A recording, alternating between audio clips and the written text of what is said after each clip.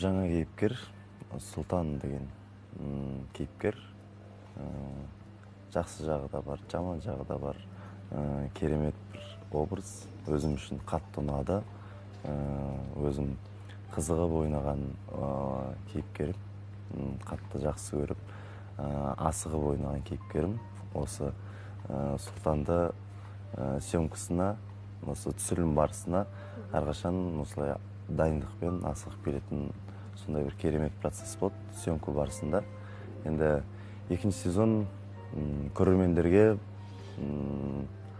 көп жаңа кейіпкерлерді, көп жаңа оқиғалар желісімен қуантады деген ойдамын. Күтпеген жағдайлар болатын, мен білем, тойда болатын, білеміз. Деп кішкене ақпарат айтып қойып, қызықтырып сіздерді. Клиптен көргендеріңіз бе? Иә, бейнебаяннан жаңа саундтрегінен көрдік қой. Саундтрегі де сәтті шыққан, ұнады ма сізге? Иә, саундтрег өте сәтті шыққан. Негізі кез келген телехикаяда жаңағы линиялар дейміз ғой, әрбір кейіпкерлердің өздерінің жаңағы оқиғасы, өмірі дамитын линиясы болады ғой. Сіз қай кейіпкерлердің өміріне кіргесіз? Жаңағы біздің Айдана мен Айданалар ойнайтын, әлде Жұлдыз? Ол енді... Фильмдағы, сериалдағы атаулармен айтайын ба, Назым? Әзірге енді